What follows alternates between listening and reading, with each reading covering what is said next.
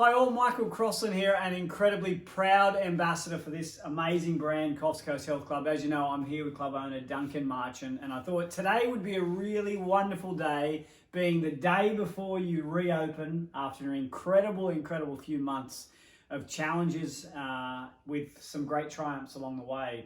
I thought it'd be really great to share with the community a little bit of, excuse the wording, but a little bit of Duncan uncut. I would really love for them to hear the ins and outs, the highs, the lows, the good days and the bad days that have occurred over the last few months of this COVID-19 pandemic, and so many changes that you all have obviously had to go through.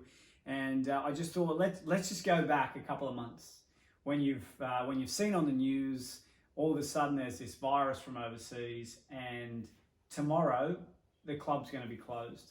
Like, what was it? Disbelief? How was that emotion? How was that feeling? Yeah, look, I had a feeling that we may get closed. It was probably the 2 weeks leading up to it. We started to field some phone calls from some of the members that maybe hadn't been in for a week or two, just asking if we're open and if everything's okay, all of those sorts of things. We had taken a whole bunch of steps probably 2 or 3 weeks prior to our doors actually being shut by the government to improve the hygiene and educate our members a little bit, educate our team a little bit more, to make sure that we were doing everything in our power to avoid being shut down. And we were doing a great job. The team were doing a fantastic job. Our members were doing a fantastic job. Non-stop comments about how clean and organised and structured the place was, and how everyone felt comfortable and safe and all of these sorts of things. And then the Sunday night, Carla and I and the kids were having dinner. We had finished dinner, we were sitting on the couch chatting about the week that was coming up. The ABC news came on, and ScoMo got up and told us that our business was going to be shut at midday the next day. So yeah, that wasn't a lot of fun. Did you, reflecting back on it, did you ever think in those 2 weeks of restructuring and hygiene and all those changes that you implemented, did you ever think that it was going to be closed? I guess if I was honest, there was probably 15 or 20% of me thought, yeah, this is really going to impact the whole range of businesses. Obviously not just the fitness industry, but a whole range of industries, especially hospitality and those sorts of things. I thought it would impact. And I guess I kind of knew that it would probably happen, but I was really hoping that it wouldn't, because, you know, I've been in this industry over 25 years, and I know that when people are out of their routine, that can really negatively affect them both physically as well as mentally. And over those years, we've seen a hell of a lot of damage be done from people not exercising, and even more than not exercising, not having the social connections that people get in health clubs. And I think the message that has been around from the government hasn't necessarily been spot on about our industry, whether it's our club or other clubs or PTs or whatever the scenario is. I think they don't understand that the 40 plus population, the 50 plus population, there's just as many of those people that attend health clubs as there is the 18-year-olds or the 20-year-olds or the 30-year-olds. And that exercise is important for everybody, but especially the more socially isolated the person is, the more important it is for them to be coming to the club, to a nice, safe, comfortable environment. So yeah, there are a lot of fears for me for our members, and also for our team. There's over 50 staff members that we've got across both clubs, and it's a massive change. For some of them, it is the biggest change that they have ever seen in their life as far as work goes.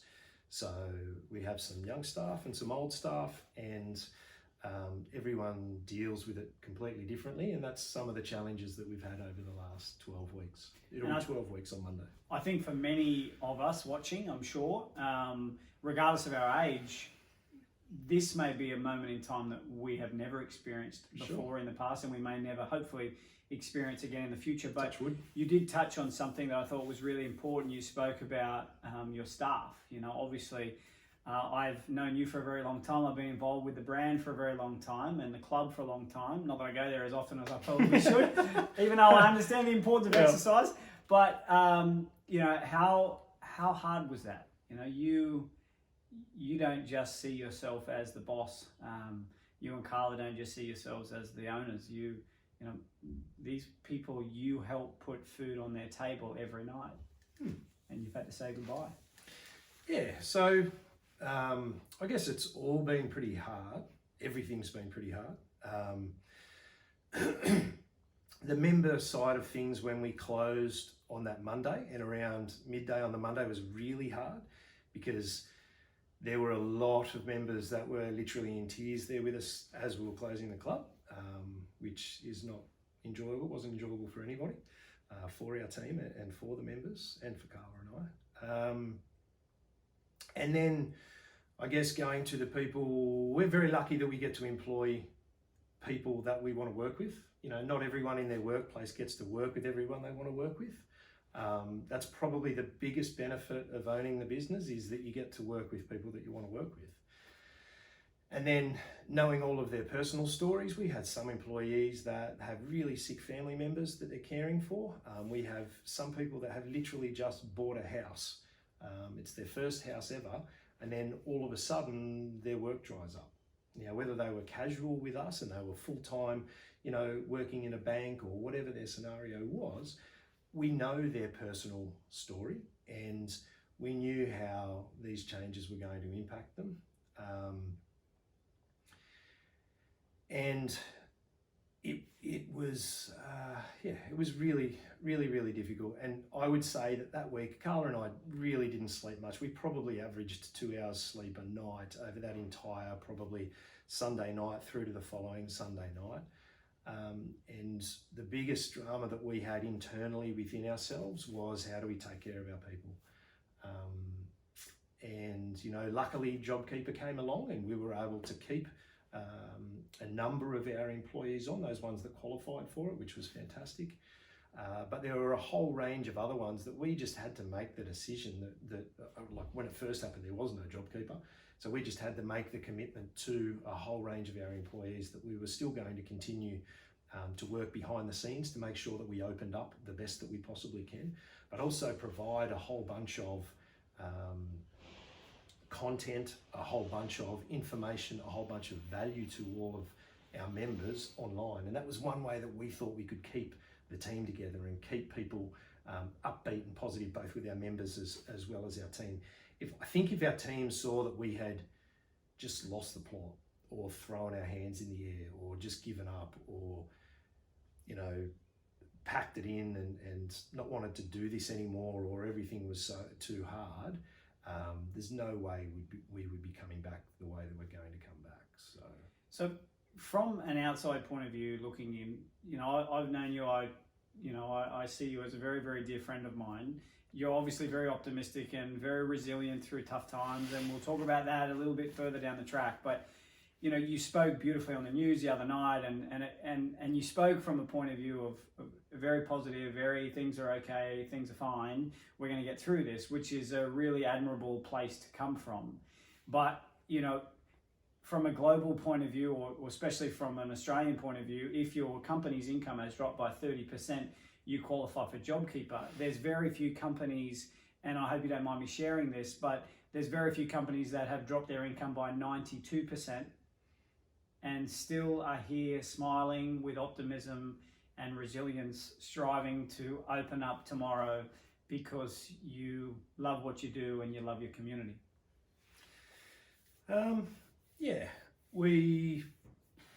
The first couple of weeks wasn't 92%.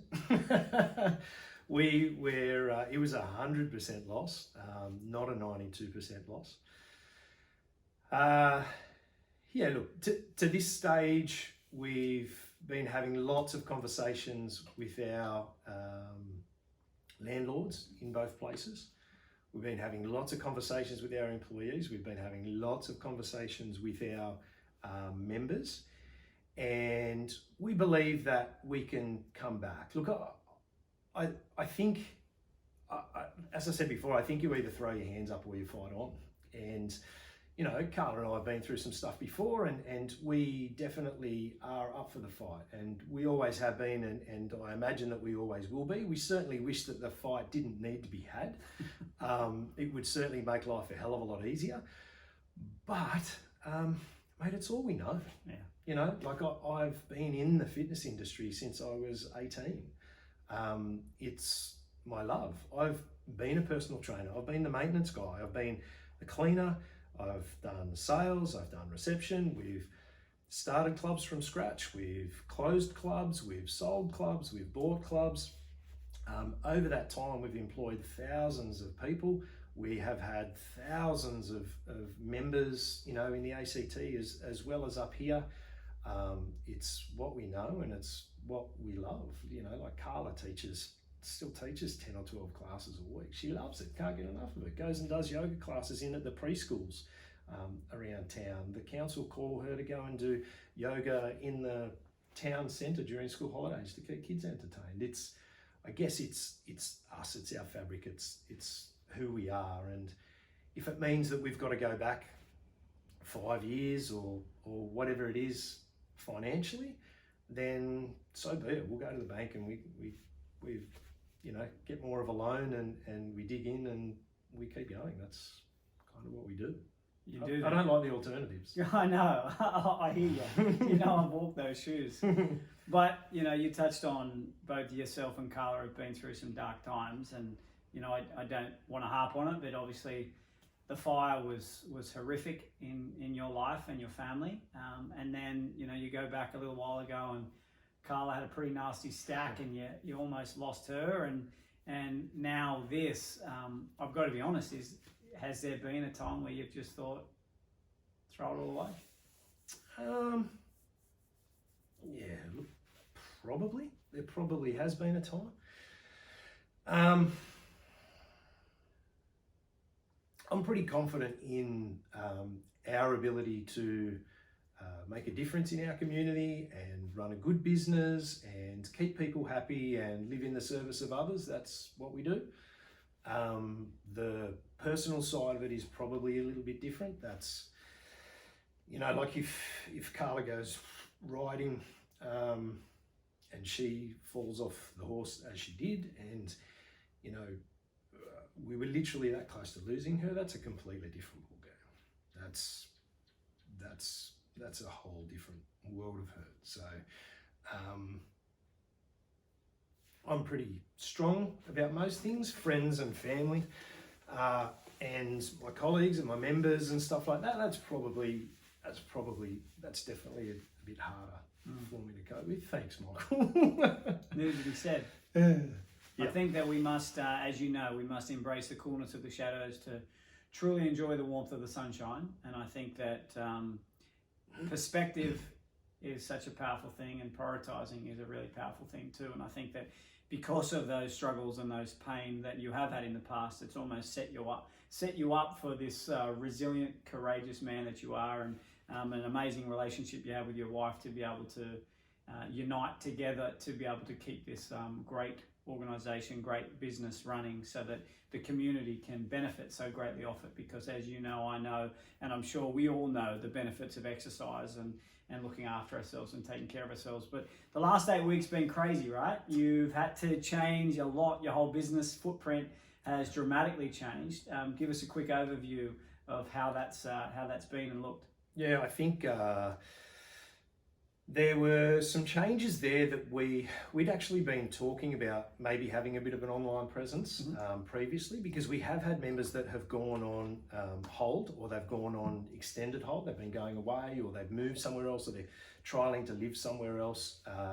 And we've thought to ourselves, we really should have an online option for these guys. They love participating in the classes. They love getting the programs and everything written by the trainers. We've actually had one of our trainers has been sort of trialing an online PT system over the last definitely 6 months, but almost 12 months, Jen McCulloch up in Moonee.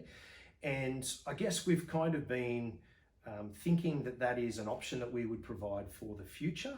I guess this has forced our hand, which is why we've done it. There were a couple of hundred people that were on that are on our online system. When we come back and open the club up again, we are going to give people the option to stay online if they're not comfortable in coming back to the club yet, if they still want to work out at home, if they've got a routine to work out at home, they participate in the classes, whatever their scenario is, and they want to stay at home, we have that online option for them. We obviously have the in-club option as well, and I sent out a survey a couple of weeks ago now, and the vast majority of people want to get back into the club. But we have maintained the online presence, and we're also putting together a combination of the two memberships at a bit of a discounted rate so that people have the option to do both. There are times where people really want to get in and do a body pump class. Les Mills is a massive component of our business. Group fitness is extremely important in our business. It's always been a massive priority. And we need to be able to, if people can't get in at a certain time, at a certain point in time to do their class, we want to be able to have an online option there for them as well. So we're keeping the online option, and awesome. We're providing new content. There's over 100 classes in there now. It's a really good option. So that's one of the major things that we've done. Heaps of systems and procedures. We've got a new CRM, so a new membership database that we can communicate a little bit easier. It's a little bit more efficient for our staff to be able to use to communicate with our members. We've obviously moved a hell of a lot of equipment around in different areas. We've been taping floors. We've been taking all sorts of precautions. Years and years ago, I used to be a president of Fitness ACT. I used to be on the board of Fitness Australia. So we've still got a hell of a lot of connections through Fitness Australia. So we've been kept up to date with Fitness Australia as well as New South Wales Government. Gurmesh Singh, our local member here, has been fantastic in keeping me up to date with everything that's going on around the place. So we kind of feel like we knew where it was going. It's just been a massive amount of work in the background, mate. We've especially probably two of our employees, Lee and Court, they have been involved. They have had a very different work experience over the last 12 weeks. They normally run the Mooney Club together. One's the manager, one's the assistant manager. They both do PT, they both do classes, all of that sort of stuff. Lee's been up at that club since it opened. They've both been part of our business for a long period of time, but they've also been able to kind of have the freedom to run the club at Mooney and organise their day around how they want to do it and be able to manage the processes and everything for the members. And they've been stuck with me for the last 12 weeks. Poor buggers. So I feel a bit for them. We've had PTs at home doing Zoom sessions. They're providing way more value to the members now, to their clients now than what they did when they were just doing one session a week inside. But they came to me at the start of this whole process, and I said to them, what do you want to do with all of your clients? And they said, well, we want to keep training them, and they're at home or whatever, so we need to change, and we need to be able to provide even more value to them to be able to keep them moving, and that's what they've done. So, we could have had a whole bunch of employees and ourselves that threw our hands up in the air and just said, oh, it's all too hard, and give up, and they just haven't done it. Awesome. Which is awesome. Yeah. They're very excited to see the members come back though. They really want all of their people to come back into the club and things to go back to the way they were. I'm sure that I speak on behalf of everybody. We're obviously very grateful that you didn't walk away, because we love you guys very, very much. But how's it going to look when they walk in the door? Things have obviously changed. Yeah, they have. And we've monitored every other state as they've opened. New South Wales is the last health club or last fitness facilities that have opened across the nation. Everyone else has been open for a while with health clubs. There's been no contraction of COVID within health clubs. There's been no problems within health clubs across the whole of Australia. I was initially really frustrated that New South Wales wouldn't open, especially in a regional area like Coffs compared to like the centre of Sydney. Yes, we probably should have been treated a little bit differently. But I also thought to myself that, we've got a whole range of immunocompromised members that are part of our group. I've got family members that are immunocompromised. Some of my best mates are immunocompromised. We need to take that stuff into consideration. Otherwise, we're being negligent. Yep. But I think the positive side of New South Wales opening last is that we should be able to get it right. Mm-hmm. We've seen what's happened across all of the other states. Some states are fully open now. No restrictions whatsoever when it comes to health clubs. And I can't wait for that day that it happens with us. But I also understand that we need to do things right. At the moment, starting tomorrow, we can have up to 100 people working out in the club. No problem. Now, in both of our clubs, we've never had 100 people working out at the one time. Our clubs aren't, 5,500 square metre monsters that are in the middle of Sydney. We're regional community clubs. So, we might get 50 or 60 or 70 people working out, but we've never had 100 people working out in the club ever before. We're very lucky that when we set the clubs up, we set them up so that there was initial spacing already between a whole range of equipment. So it's not like we used to jam everybody into the club and now all of a sudden we need to, take out every second piece of equipment and make all of this space that we didn't previously have, because we did have that space. On the gym floor, using the equipment, all of that sort of stuff, it just won't be a problem. The classes, we're initially kicking off with a maximum of 10 per class. Mm-hmm. Now, for some classes, no issue. For other classes, some of our more popular classes, then people will need to book in our online system, or they can ring the club, or when they come in, they can book. But it's much easier if they do it online, much easier for them. But the key is to get people back into the routine. So if people are normally used to going to a class at 6 a.m. in the morning, if they try and book into the class but that class is full, still go to the club at 6 a.m. in the morning and still work out. All of our PTs, we're happy to spend time writing new programs, showing people how to use new pieces of equipment, do all of that kind of stuff, so that they're into a routine and they're comfortable with what they're doing. So we will have PTs there, we will have other people there at those different times. And you know what? If for some reason 10 people are booked in and the instructor is about to start the class, but there's only 9 people in the room, that last person hasn't shown yet for any reason, then they'll probably pop their head outside the door and see if there is anybody there that would normally be in the class, and they can come into the class and they can participate in the class and make up that 10th spot. So we're being cautiously flexible with everything. I'm not sure if that's a term. I love it. But yeah, we want to make sure that people get back into their routines, and the huge feedback is that the vast majority of people want to get out of their home, they want to get out of outside. You try and exercise outside for the last few days, you haven't been able to do it. It's winter, it's getting cold, it's wet. They want to get back into the clubs and get back into their routine. So we want to make it as easy as possible for all of that to take place. And a couple last questions. You obviously value your members, but through this time, no doubt, your value towards them and how much you value them has increased significantly. I'm sure that you just appreciate them on such a greater level. And I like I said, we've been working as a small sort of back of house team, with the PTs at home. Keegan from Tormina, he came back on. As soon as JobKeeper was around, we got him straight back on. There are things that we have done that have been working in the background, and it's been hard. It's an isolating experience working in that kind of an environment, especially when the vast majority of people that we employ, like myself, we're people.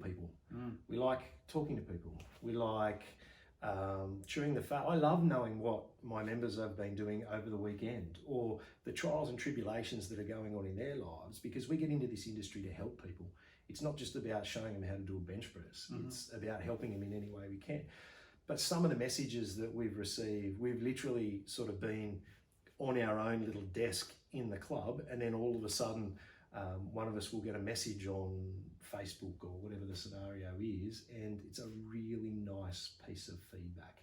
There was a period there where we were actually taking snapshots of the nice feedback that we were getting from members, or even just people in the community that we've provided free classes for or whatever, just saying thank you and thanks for being there and thanks for being around and thanks for being open and thanks for being an option for us and thanks for being an ear.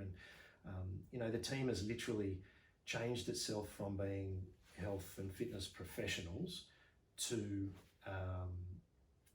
media production people. Like, we didn't know how to use cameras and speak in front of cameras and do all of that sort of stuff. We've been offering tech support for the members when they join the online system, but they can't necessarily work out where the clicks are, or they click here, or this password, or they've forgotten their password, or whatever the scenario is. there was practically a week there. I remember when we started the online thing, and Lee was pretty much taking calls all day long about where do I click again, and what's the password, and how do I use this, and all of the rest of it, until everybody got into the swing of things. But I mean, that's just part of customer service. But again, the team could have very easily kind of thrown their arms up in the air and just gone, that's enough. This is not what I joined the industry for. Yep. Didn't join the industry to do that. I joined the industry to train people. That's what I do. But I think the attitude of our team is good because it's about servicing. It's about servicing the members. So, yeah. I think that through these challenging times, and I'm sure everyone at home would agree, is we must evolve, adapt, and embrace change, and that is something you guys have done so well. But I think it's a philosophy that I live my life by, is that we must give without remembering and receive without forgetting. And I think that that's something that you all have done incredibly well over the last couple of months, to be able to give to people that are in their homes, not being able to come to the club, still great advice and support and routines, exercise is just been has been a real godsend. I'm sure that many would agree. But let's talk about tomorrow morning. You are finally getting to open the door. Obviously, you probably remember, maybe you do, maybe you don't, the first club that you ever opened, that first day that it opens and that first client walks in or that first member walks in. How is that going to compare to tomorrow? Because obviously it's going to be a very special day for you and the entire community. Yeah, it'll be very special. I think this will probably be even more special than just opening a club, because when you open a club, you don't necessarily have a team and you don't necessarily have the community behind you at that stage. Starting a health club from scratch is really, really hard. But it's a completely different experience to having a health club and having a community, and then through no fault of your own or no fault of your teams, that's all ripped away from you overnight. It's a very, very different experience. So I think that the excitement level for us will be fairly significant. We will actually be turning on our 24/7 system and allowing people in at 12:01 a.m. in the morning, because we know that there are people that need to get into the club and work out at 4 o'clock in the morning because they need to get everything organised before they go off to work. So we'll be switching it on at 12:01 tomorrow morning and allowing people to come into the club and get back into their routine and do what they normally do. I think Carla's probably going to go to one club and I'm probably going to go to the other club, and we're going to be fairly excited when we're there in the club. So if we are carrying on like idiots, then please excuse us, because we're pretty excited. And we're just going to be so excited to be able to see all of the members coming back into the club and being reactivated again. You know, the amount of people that we've seen, especially in the last week or two, whether it's down in Sawtell or up in Moonee, and the volume of people that come past and just say, "Oh, you're almost open, can't wait till you get back. Good luck for you." And we can't wait to get it back open again. We have to get our routine. We've had husbands telling us that they need to get back into the club or they're going to kill their wives. We've had wives saying, "We need to get back into the club, get my husband out of the house," or vice versa. So I think the excitement level is going to be pretty high. Awesome, mate. Well, we're delighted to see the doors finally opening. Obviously, we're very grateful for you guys to stick it out through those tough times, and we obviously wish you all the very best. I'm so grateful for our friendship, 1.5 meters apart, Thank you, obviously, but we just hope that it's a great, enjoyable day tomorrow, and I'm sure that we all need to understand that through great darkness, that is our discovery moment. We do not discover how unfair our life is, but rather we discover how powerful we have been created. And I think that all of us have had an opportunity to evolve, adapt, and embrace change, but we've also had a chance to reset and reprioritize what's truly important. And I think that fitness and being the best version of ourselves is a critical component to enabling us to continue to become the best version of ourselves. So make sure you get on down, support these guys, support the club, and love you, mate, and wish you guys all the very best. Thanks, buddy. I can't give you a hug. Nah, not even, nothing. Take care. Thank you. Ta.